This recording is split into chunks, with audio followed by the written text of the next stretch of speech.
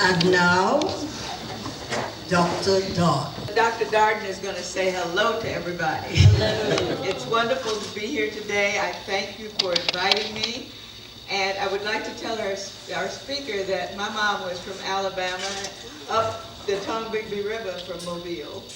So I come from Alabama and Georgia.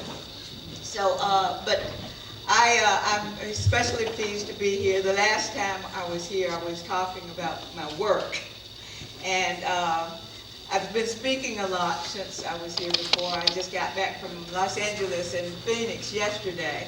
But one of the things I think I discovered, and maybe I would share with you, is I believe that as I got to NASA, that there was a lot of divine intervention in my path of getting to NASA. I found out I liked math in the 9th grade, 10th grade, and I didn't have much math in North Carolina. I took algebra before that, and then my junior year in high school, I took plane geometry, and I fell in love with it.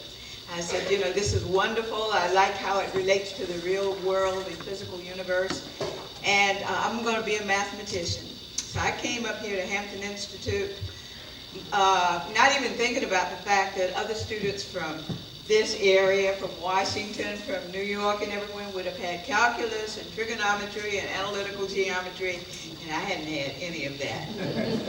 So I said, well, I'll start where I am and I'll learn the rest of it. So I got to Hampton and my dad called me and he said, Christine, I think in 1958, probably there aren't that many jobs for an African-American mathematician. I think you should get a teacher's certificate. And so I thought about it. I had really kind of visualized myself as a mathematician, and I had even thought about how do you get to be a mathematician? What would I have to do? And things like that. But I said, Dad was trying to help me. He wanted me to be sure to get a job when I got out. But I said, I am going to sign up for a teacher's certificate in math and physics. But I'm going to take all of the electives that are free electives that I can to take the other higher math courses that I can while I'm there. And I ended up with my senior year at Hampton doing my student teaching in math and taking 4 math courses. And my second semester student teaching in physics, taking 4 math courses. And so I finished Hampton with my teacher's certificate, and I went on to I got 24 hours of classes I did not have to have in math to graduate. So then I went to teach in Lawrenceville, Virginia, and I took in-service classes at Virginia State, taking extra math courses. Then I moved back to Portsmouth 2 or 3 years later and suggested that the teachers over there ride with me on Friday nights to go to Virginia State to take another math class. And got a carload of people the first semester. Second semester, they all came up to me and said, we're not going the second semester. I said, oh my goodness. I said, I really don't want to quit. I really didn't also want to go by myself and be coming home at 11 o'clock at night by myself, but I said, I'm going to keep going. I want to keep going. So I did, and a couple of months later, into the second semester, my husband got a fellowship to go to Virginia State the next year. And so I said, well, gosh, it looks like I'm going to be moving up to Virginia State, so I need to find a job up to Virginia State. So I went to my teacher who was teaching me, who was the head of the math department at Virginia State. And I said, well, it looks like I'm going to be moving here next year. And I would really like to know if you know of any job I could look into around here and everything.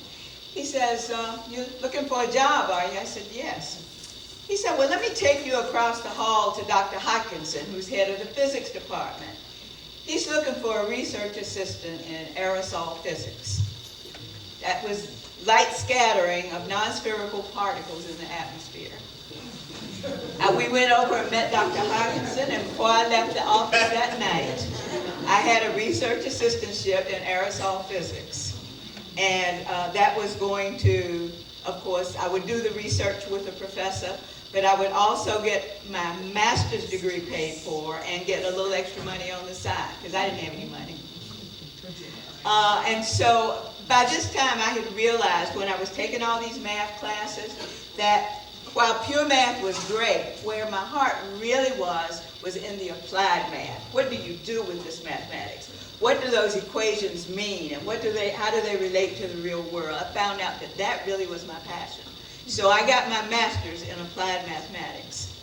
And when I was getting ready to graduate, so I actually think that was divine providence for me to walk into that job. It really was. I was getting ready to graduate. I said, well, let me go by the placement office. I went by there and told the young lady I was looking for a job. I had applied to Hampton Institute in Norfolk State. She said, where in the world have you been? I said, what do you mean? She said, NASA was here yesterday recruiting. I said, I didn't know anything about it. She said, you fill out this application, you get it back to me as soon as possible. I'm going to mail it in. She did that. 3 weeks later, I had an offer from NASA. So that's how I got to NASA. And that was divine intervention. And I worked for 5 years as a computer. That's why I was in that book, Hidden Figures. But after 5 years, I found out that there were some of the engineers in the building had the same background I did. They had mathematics degrees. And so I said, well, shucks, that's what I want to be doing over there. And I asked my immediate boss about transferring to engineering, and he said, no, I don't think you can do that. So I waited about 3 weeks, and I said, well, I'm going to ask somebody else. I went to a director who was several levels up, and I said, I'd like to just ask you a question. I said, why is it that a male and a female coming here with the same background are assigned to such different jobs? The females are going into the computer office. They work for the engineers. They don't give talks. They don't write papers. And they don't get promoted. The males are put into the engineering group. They are asked to research a certain area. They give talks on their research. They write papers on their research. And they get promoted. He looked at me and he said, you know, nobody ever asked me that question before. I said, well, I'm asking you now. And I left and went back to my office soon after that. 3 weeks later, I got promoted and I got transferred to an engineering section. And that's part of the story. That is part of the story that I tell young people, that if you set a goal to where you want to go, then go there. Don't let anything stop you, and work hard and get there.